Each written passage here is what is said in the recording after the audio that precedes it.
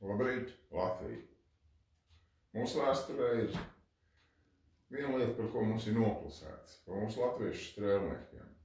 Mums ir daudz stāstīts, ka mēs esam bijusi kalpu tauta 7 gadsimtus un tā tālāk. Maz ir stāstīts ir par baltu tautām, kad dzīvojas apkārt Baltijas jūrai.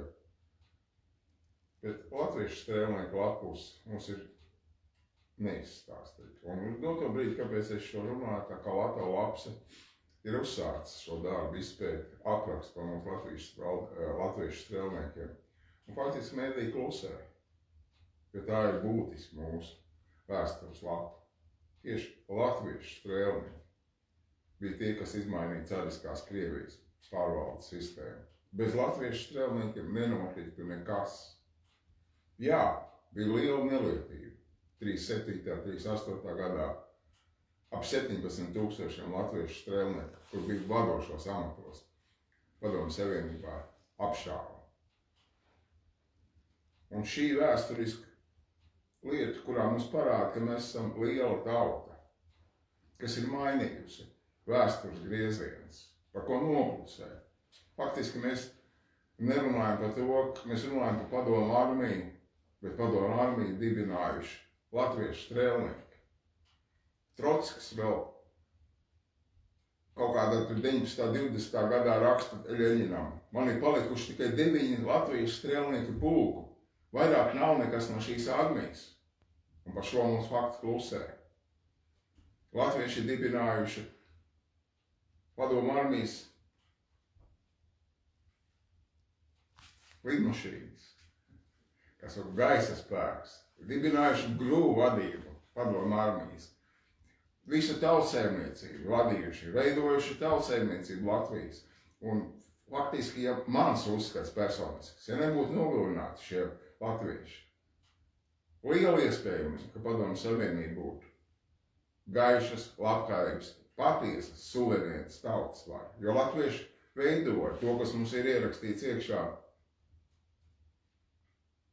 mūsu satversmē. Ka mums ir suverēna tautas vara, bet mums nav suverēna tautas vara. Latvieši bija tie, kas veidoja šo suverēno tautas varu. Un šī valsts neto laikā, kas bija Padomju Savienībā 30, 70, 37, 35, 38. gadā bija gaiša labklājības valsts. Tad nāca šie melnie mākoņi un tika nogalināti daudz un daudz cilvēku, tā skaitā 17,000 latvieši, kas bija vadošos amatos. Arī latviešu teātra darbinieki tika nogalināti tajā laikā. Kāpēc es par šo runāju? Tāpēc, ka šobrīd mums ir tāda pati situācija, ka faktiski Latvijas tauta izmirst. Grimst miljardu parādos, apzināti grimst miljardu parādos, lai mēs maksātu augļus naudas varai. Viss, kas saistīts ar suverēnu tautas varu, ir tāds pretīgs teātris. Un pats bēdīgākais, ka mēs viņā piedalāmies. Un bēdīgākais ir tas, ka mūsu drošības dienesti, mēdī uztver šo mānu. Viņi labi redz, gan mūsu mēdī, gan mūsu drošības dienesti labi redz, ka nav mums tur suverēnas tautas varas.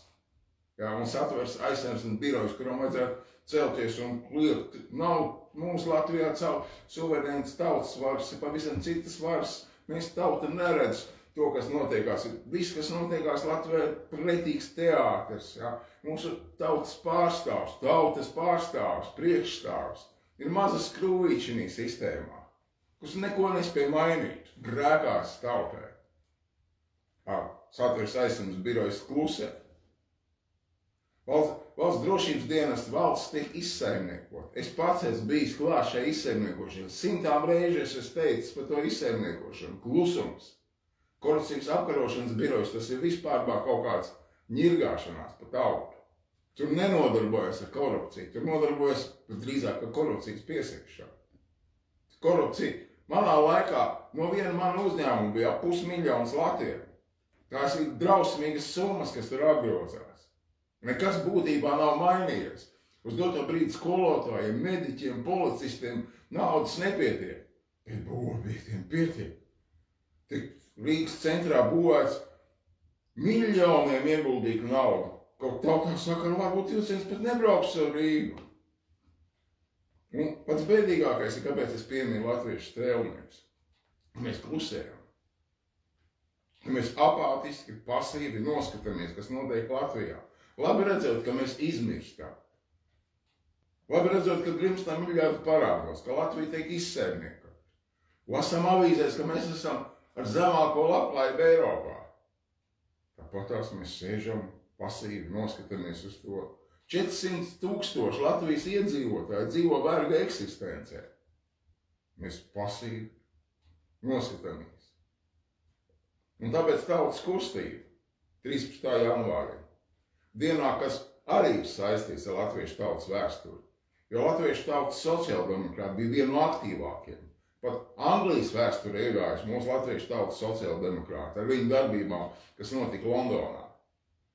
13. janvārā tika organizēta tautas protests pret aristokrātu varu. Un tieši mūsu latviešu strēlnieki bija tie, kas aristokrātu varu izslaucīja vēstures mēslainieki. Un mūsu pienākums pasaules tautas priekšā ir izslaucīt naudas varu. Jā, aiz visas šīm teātri, kas notiekās, ir noslēpusies naudas varu. Ar vienu mērķi mūsu mazajā valstiņā būt miljardiem, kā sakot, ienākums gadā no bankas procentiem. Farmācijas Big Pharma būs simtiem miljonu ienākums no mūsu valsts. Ieroču ražošana tagad grib pārvērst uz to, ka nevis izglītībai mēs dodam labklājību, bet mēs tērējam 5%, kā sakot, jāiesakās ieroču ražošanai. Ieroču ražotāji atbalstā. Tāpēc tiek speciāli uzturēts šis Ukrainā karš, visu laiku tiek kaut kādas konflikta situācijas darīts, lai to karu neapstādinātu, kur faktiski divas probaltu tautas, Ukraiņu un Krievu apkauj viens otru, lai kaut kādi nelieši pelnītu naudas. To mums pat medijos raksta, ka tie mediji pelna. Tas ir tikai augša, ko mēs kaut cik maz drusiņi redzam no šīs aizberga, šīs korupcijas, kas tur notiek, no šīs neliecības, kas notiekās Ukrainā. Un mēs vēl ziedojam, lai to karu uzturētu tur. Lai viens Krievs nokautu otru Ukrainu vai Ukrainas nokautu Krievu. Pa mūsu naudu tas notiekās, un mēs apātiski noskatāmies uz to. Mēs pieņemam to. Mūsu valstī skolotājiem trūks naudas, bet naudu, lai uzturētu karu, pietiek. Latvijas tauta 13. janvārī tautas kustība organizē tautas protestu. Ar mums ir jārēķinās. Veidojam katrā novadā, pagastā, pilsētā šo protestu, parādam, ka mēs esam vienoti, stipri, tādi paši kā latviešu strēlnieki, kas spēj izvēnīt vēstures ratu. Nenoskatāmies apātiski, kas notiekās Latvijā. Nenoskatāmies neticīgi, bailīgi no rīcības. Tikai no mums atkarīgs latviešu strēlnieku pēctečiem, kas notiksies mūsu valstī. Tiekamies 13. janvārī, rakstiet man, zvaniet man, tiekamies, ceļam tautu, modinām tautu rīcībai. Viss ir mūsu rokās, Latvija ir tavās rokās. Paldies par uzmanību!